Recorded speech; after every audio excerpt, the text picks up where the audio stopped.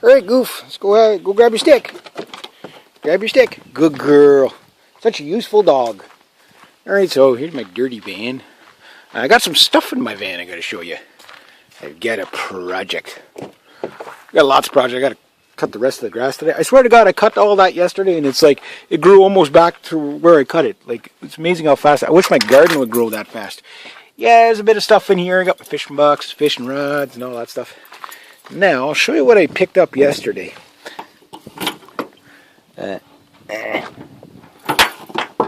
Okay, that's heavy. That's heavy. Okay, I got it. Some bicycles. Now, got rust coming off my van. What the hell? It's raining rust on me. I got a bunch of bikes. The one I had to go get was a mountain bike, but what I was really after was road bikes, and yesterday was, I guess, the garbage run or whatever. So I got an Oracle hybrid right here, and I'm going to take the bars off that, put it on the mountain bike. Everything on there is like good. Why not use it, right? But I was looking for road bikes, and lo and behold, yesterday here was this classic road bike, just missing the wheels, sitting right just the way it's sitting right now, right on top of the trash pile. I was like, okay, I'll take it, and I'll see if I can get it going. The frame is kind of rusty and stuff like that. It doesn't seem to be bent up. It looks like one of those bikes that, probably did more time sitting in one spot than and probably just sitting outside. I have no idea what it is. I can't read any labels. It's probably been painted before or whatever. So I'm going to clean it up, and this will be known as the junker, clunker, or whatever. And if I can get some wheels for it, good to go. Now these other wheels, some of these wheels, the rims might be completely pounded to crap. I got an almost complete bike here, minus the wheels. That one's not too bad. This one is got to weigh 60 pounds just the way it is. But it's almost all there. So get some wheels on it. There we go. I got a rideable bike. Some of them might need new pedals or whatever, but I'll just cannibalize until I get functional bikes, and I'll sell them. This one, the frame is actually nice and light. It's 7005 aluminium, but I think the head bearing is probably distorted or whatever, so it might be no good. Some of these bikes, you could tell they've crashed pretty hard. So, but if I can get it working, it might be a couple of bucks. But the one I'm most interested in is going to be this road bike. Look at this old reflector, mint condition. The one on the front, matching, only in the white, completely mint. So if I can get the rust off this thing, and it still has, this is an old tour bike. It still has the fenders on it. So this is like a road tour bike that God knows how old it would be. It's missing the rear derailleur, I think. Yeah, still got the chain in the front sprocket on it. I don't know how bad the crank is. I'll see what I could salvage out of this. If worst case scenario, I could get the bars out of it. Why not? Could sell. Who knows what's going to happen? But I can tell you, this thing, it doesn't weigh very much. So I do want another road bike. Even if I have to ride a junker clunker, that's fine. As long as it's functional, I don't really care what it looks like. I mean, have you not seen my van? Rust rains down on you when you open up the... Never mind. Anyway, yeah, this one, the shock's still good. It's just so heavy. I would never ride around on something like this. The back end might be a little bit crooked, but who knows if I can get it functional again. Sometimes it takes like 15 bikes to make one good bike, but who knows? Who knows? But the reason why I'm storing them in the van right now, the goal was I needed... Basically, the frame on the Norco here is probably no good, but I could probably salvage the brakes and stuff like that. If that's aluminium, so anything aluminium I'll keep, because it's a little tidbit here, a little tidbit there. Next thing you know, you knock 10 pounds off a bike. I mean, I weighed, just to show you, now this isn't scientific scale, but fish scale scientific scale, 42 to 43 pounds. The other bike that was here is being kind of gutted for the other bike. So I'm going to see if I can get the bars on the... Once I get the bars on the other bike, then it's just a matter of lining things up or whatever. And everything should be good to go within... And if I can't get that bike working, maybe I'll get that aluminum one there working. But I got to pull them out, see what's what, and go from there, and then go from there, right? But if I can get a couple of bikes out of it, these were the best that were there. This one, it's not too heavy. It's not too bad. The front end nice and sturdy. I mean, worst case scenario, I'll get this one running and I'll say the hell with the other one. If this is lighter than that one, I'll ride this one. The thing about this one, though, is I bought it. This is probably the only bike I've ever bought new in my life. My parents always bought me bikes when I was a kid, right? But this is the only one I've ever bought new, and it's still straight. I didn't jump it. I didn't do all kinds of bad things to it. It still has the steel rim on the back, and there might be an aluminum rim that I can replace that steel rim with. And if that's the case, then I'll have 2 aluminum rims. And I'm like, this bike is 42 pounds, 43 pounds with the aluminum rim in the front, which has a slight, it's seen better days. You can see where it was cracked around here somewhere. It hasn't blown out on me or anything like that, but you can feel that thunk, thunk. It's got to be replaced, but still.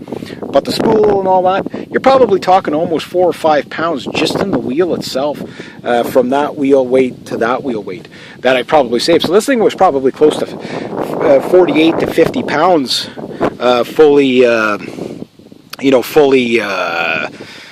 brand new. So, but everything is straight on it. It's just it's heavy.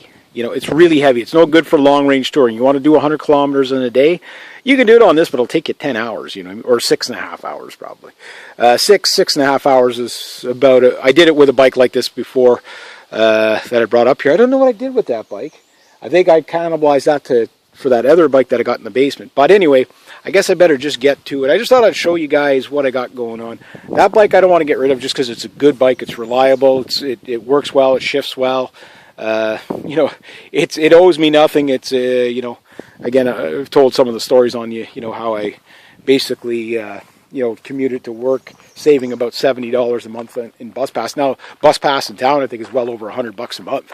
So something like that. I mean, $100 bike every month, you're saving. That bike actually owes you owe it money. You know what I mean? That type of thing. But if this rim isn't too bad, it could end up on the back of there if it's nice and light. It might be a little bit, I don't mind if they're a little bit, I can deal with that. I could probably redo the spokes and retighten things and see what, retrue it. I don't really have a jig. I'll have to make a jig to retrue it. It's not really hard to do. It's just more time consuming. This one doesn't look too bad, but I think the rim itself is too small. And there's nothing in here.